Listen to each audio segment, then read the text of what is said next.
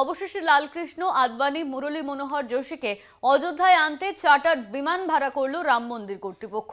বয়সের কারণ দেখিয়ে প্রধানমন্ত্রী রাম মন্দির উদ্বোধন অনুষ্ঠানে তাদের আমন্ত্রিতের তালিকা থেকে বাদ দেওয়ার বিজেপি তথা সংঘ পরিবারের অন্দরেও বিতর্ক দানা বাঁধে। প্রধানমন্ত্রী নরেন্দ্র মোদীকে জড়িয়ে বিরূপ প্রতিক্রিয়া শুরু হয় রাজনৈতিক মহলে। অগত্যা সিদ্ধান্ত বদল আয়োজকদের।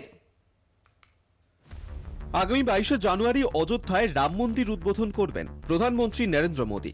সেই উদ্বোধনী অনুষ্ঠানে দেশের সব ক্ষেত্রের ভিভিআইপি সহ সমস্ত রাজনৈতিক দলের নেতৃত্বকে আমন্ত্রণ জানিয়েছে রাম মন্দির নির্মাণ ট্রাস্ট। আপাতদৃষ্টিতে ধর্মীয় কর্মসূচি হলেও প্রস্তাবিত উদ্বোধনী অনুষ্ঠান ঘিরে রাজনৈতিক বিতর্ক তৈরি হয়েছে। বিরোধীদের মতে আগামী লোকসভা ভোটের আগে রাম মন্দিরের দ্বার উদ্ঘাটন করার নেপথ্যে দেশ জুড়ে রামের নামে হিন্দুত্বের উন্মাদনার আবহ তৈরি করতে সচেষ্ট বিজেপি। রাজনৈতিক পর্যবেক্ষকদের মতে আসন্ন লোকসভা ভোটে দলের প্রচারের মুখ মোদীকেই হিন্দু সমাজের আইকন হিসেবে তুলে ধরার কৌশল নিয়েছে পদ্ম শিবির।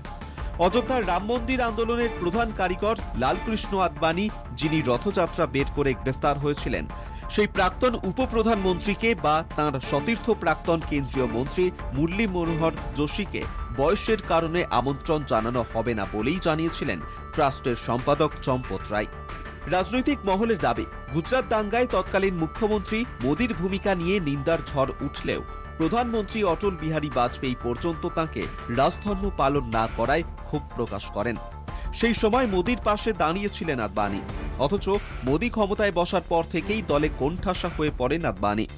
যোশীর মতন বর্ষিয়ান নেতারাও, এমনকি তাঁদের ঘনিষ্ঠ একাধিক নেতাও মোদী জামানায় বস্তুত অস্তিত্বহীন হয়ে পড়েছেন।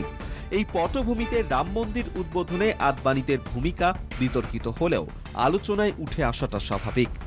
উদ্বোধনী অনুষ্ঠানের প্রচ্ছন্ন রাজনৈতিক উদ্দেশ্য মোদীর আত্মপ্রচার, তাই আমন্ত্রিতের তালিকায় হাজারখানেক ভিভিআইপির নাম থাকলেও আদবানিদের ব্রাত্য করে রাখা হয়েছিল।